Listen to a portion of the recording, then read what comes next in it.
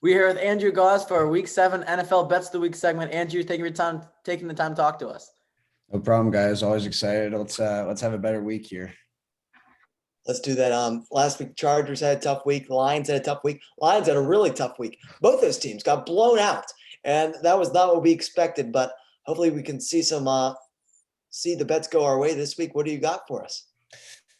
So I think my favorite bet of the week might come as a little shock. I don't love the board, but I got the Washington football team plus 9.5 going to Green Bay to play the Packers.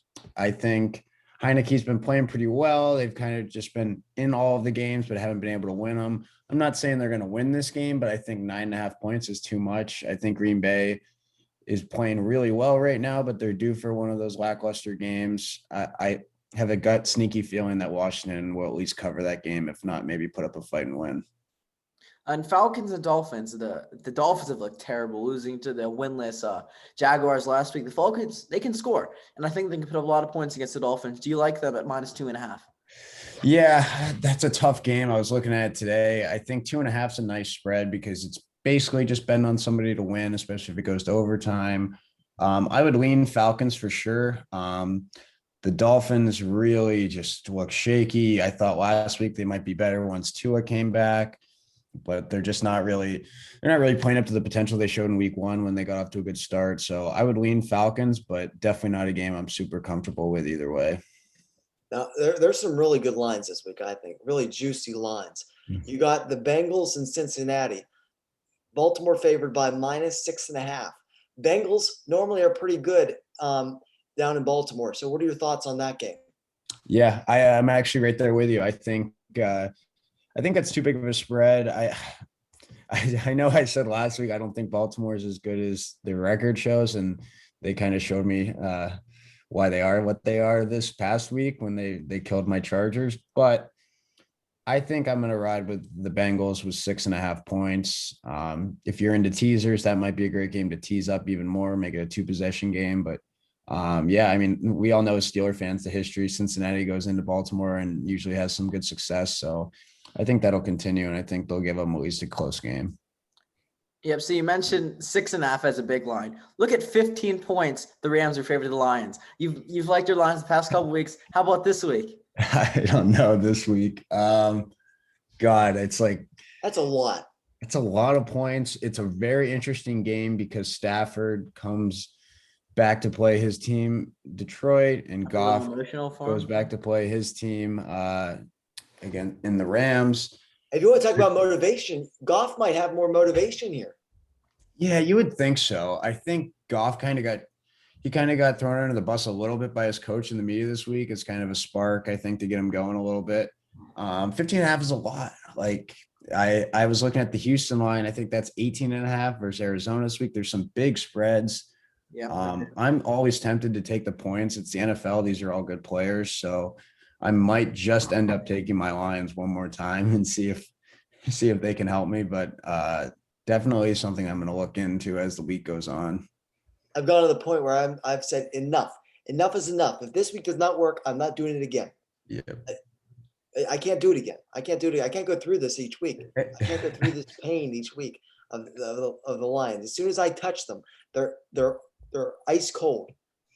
Yeah, but if you don't bet on this week, they'll cover with ease. I know exactly. So I'm going to do it. That's the way it works. It's my last week. It's my last week. And then we got another one. I didn't say it on air, but I did. I was thinking we had this conversation off air over text over the past couple of days. Titans. The Titans beat the Bills last Monday night, and that was a big win for them. And now you got Kansas City coming to town, and this is a big one. It's plus 5.5. The Titans are the home underdogs, and I think that looks so good for the Titans. I agree. I think the Titans with Derrick Henry, arguably, if not even arguably, the best player in the league right now offensively, can't really stop him. The Kansas City defense has been struggling against everybody. Then you put A.J. Brown, you got Tannehill, you got Julio Jones. It's a good offense that can put up points as they just showed against Buffalo. It'll probably be a shootout, but 5.5 is a lot of points, and Kansas City hasn't been great at covering this year. So it's probably worth a flyer on Tennessee, especially at home. That's where they usually have their most success. So yeah, I like the Titans too. Any player props you like for this week, Alex or Andrew?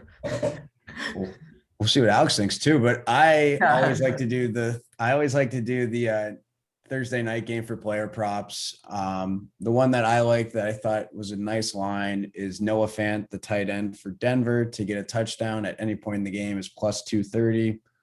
A lot of red zone situations. I think he's a good target for Teddy Bridgewater to focus on down there. That's going to be my player prop of the week. I like that one. I like that one a lot. And what do you think about that game, though? Do you think Denver goes into Cleveland and pulls it off? Yeah, so I like to look at the lines right after the Monday night game just to see what they open up at.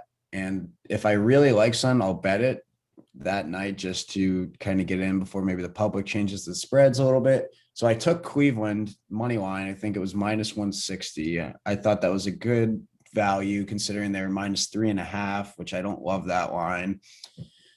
So I'm in already on the Cleveland Browns in this game, but I was reading today that the injury issues are getting worse. Baker's now all of a sudden questionable. If Baker goes down, then I really don't like the Browns, but it's definitely a game I wouldn't bet on till maybe Saturday night, Sunday, early morning, because I want to see that injury report come out.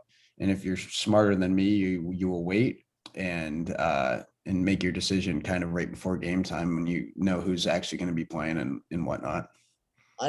Since it's a Thursday night game, Ryan, when I look at it, I really think that this is a game where you got Denver coming off 3 losses in a row.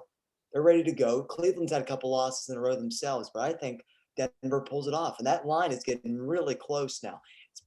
It's minus 2 Cleveland right now, and they're only minus 125.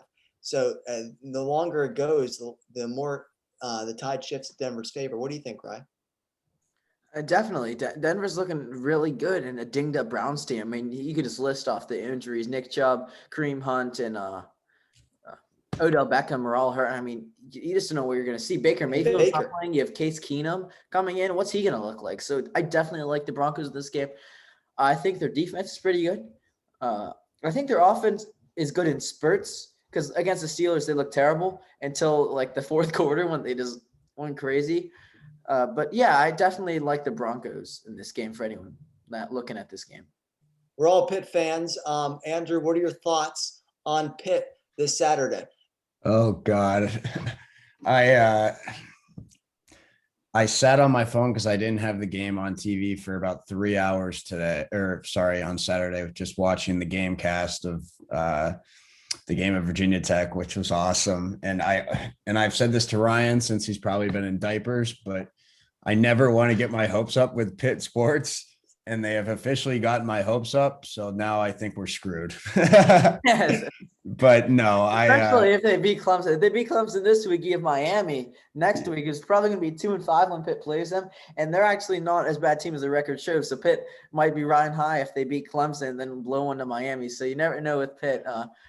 I give my dad advice not to bet on them. Yeah, don't bet on Pitt. It's like torture. But I am not great with college football betting, so I won't give you any predictions. I think they were a 3-point underdog to start on Sunday, but I don't know if that's moved much. But I think it's still the same. Yeah. Okay, I will be sitting in this apartment watching that game for 3 hours, super nervous and sweaty, and I'm praying for a Pitt victory. That's my analysis for you guys. I think this is the first time that Clemson hasn't been favored in an ACC game in a long time. I mean, yeah, they were 3-point underdogs at Pitt. I mean, it's definition of a toss-up game because you usually add 3 points to the home team. If Pitt's a 3-point favorite, then it's like even if it was a neutral site. Yeah, fingers crossed here, boys. Well, I'm sure we'll be talking through text and stuff like that, but I just hope the offense stays the way they are, and if the defense can shut down a very average, if not weak, Clemson offense, I think we should be good. And I've seen everything on Twitter about filling up Hines, and I really hope the fans, I wish I was in Pittsburgh still, I'd be there, but I hope everyone shows up and supports the team because it's pretty cool to have a top 25 football team back in Pittsburgh. So yeah, let's enjoy it and hope it keeps going here. Well, Ryan will be there, right, Ryan? Yep. With a lot of people will be there. Yeah, Hopefully I a lot. mean, Hopefully a lot. Yeah. Ryan doesn't miss. Ryan He is doesn't. the true Pitt fan. When Yeah, I I'm went to the second half of the complaining, Western Michigan game. Second half. Ryan sticks it out through and through. People like me, I get frustrated and I turn off the TV. So Yeah. But if I saw today, Kenny Pickett plus 2,000 to win the Heisman. So $10 bet, you win $200. Yep. Would you touch that? yeah, I think it's definitely worth a flyer. I think the way it would have to work, unfortunately, the way like Heisman voting goes is Pitt would probably have to run the table. Pitt would have to make either a super great bowl game If or they win the ACC, possible. they'd be put in the Peach Bowl, I think. So that would probably be enough. Hey, Yeah. what about Peach Bowl versus Penn State? I saw this in an article today. Penn State in a Peach Bowl. Would that not be phenomenal? I would fly out to wherever, what's that, Georgia? I would get on the first flight there because that would be unbelievable. Like I've grown up hating Penn State. My whole family hates Penn State. So like I'm a Pitt fan first, and whoever's playing Pitt or whoever's playing Penn State fans second every week. So if I could go there and see that, would be worth any amount of money. I like that Honestly. philosophy. Well, that's all we got for you today, Andrew. And as always, we appreciate your time and your insight, and we wish you a great week. Thanks, guys. Yep, I appreciate it. Let's have a good one here.